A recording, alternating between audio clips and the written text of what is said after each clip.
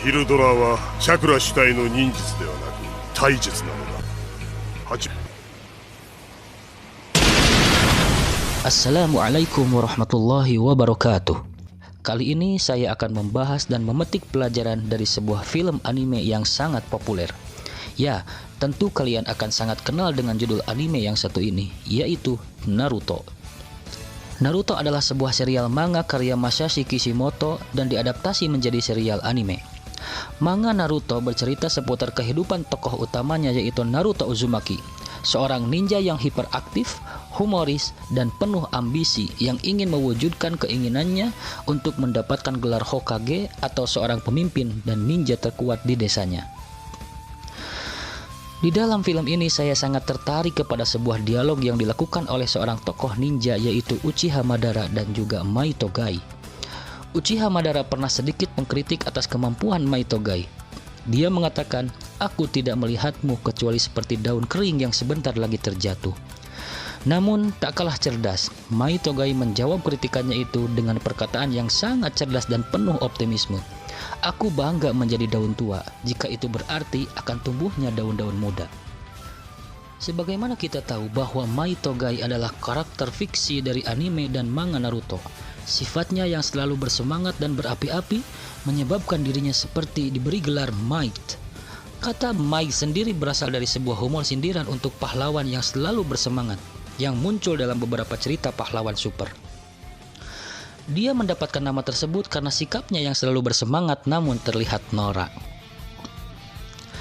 Mai Togai adalah satu-satunya ninja yang tidak mampu menguasai ninjutsu. Tapi dengan keteguhan dan tekad apinya, ia mampu menguasai taijutsu hingga level yang belum pernah dikuasai orang lain, yaitu terbukanya gerbang ke-8 atau Shimon sebagai taijutsu super cepat yang memanfaatkan perpaduan kecepatan gerakan dan kepadatan udara untuk melancarkan pukulan. Dan untuk sampai ke tahap itu, ia menerapkan aturan pribadi dalam setiap proses latihannya.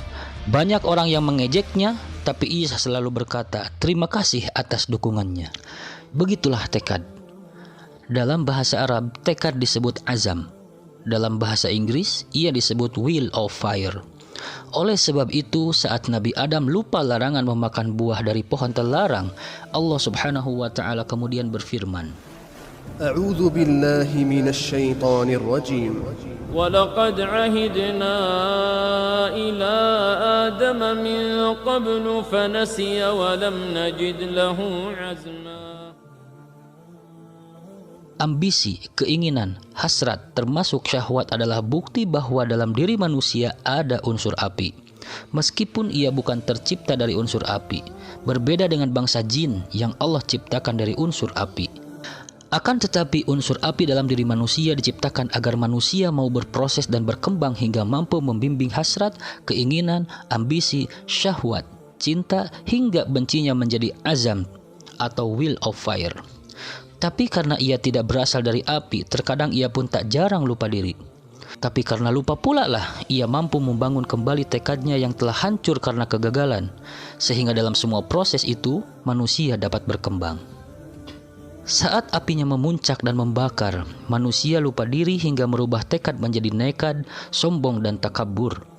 Saat ia kehilangan apinya, ia terbakar api lain hingga manusia lupa kekuatan dirinya sampai terpuruk dan tak jarang putus asa. Dua keadaan yang selalu mengitari manusia ini adalah bentuk pembelajaran, agar mereka semua menjadi makhluk yang mampu mengambil jalan yang lebih baik dari sebelumnya. Dan orang yang tidak membakar dirinya atau terbakar api orang lainlah yang mampu membuat apinya menerangi dan menghangatkan diri serta orang lain. Oleh sebab itu, saat kita dihadapkan dengan ujian atau musibah yang membuat kita terpuruk dan sangat lemah, sudah barang tentu kita akan dihadapkan dengan orang yang simpati atau bahkan pula dihadapkan dengan orang yang mengejek. Jika demikian, cukuplah berlapang dada dengan menyalakan optimisme dan tekad api atas kenyataan yang sedang kita hadapi. Dengan kerelaan dan tekad itu, maka sebesar apapun ujian, sedalam apapun keterpurukan, kita akan mampu untuk kembali bangkit dan mendobrak keputusasaan agar hidup menjadi lebih baik. Maka jadikan keterpurukan sebagai sebuah transisi layaknya malam menjelang terbit fajar yang sedikit demi sedikit menuju alam yang terang. Jadikan lelahnya langkah menghadapi putaran waktu yang mengiringi keterpurukan sebagai pelajaran untuk terus membangun hidup menjadi lebih baik.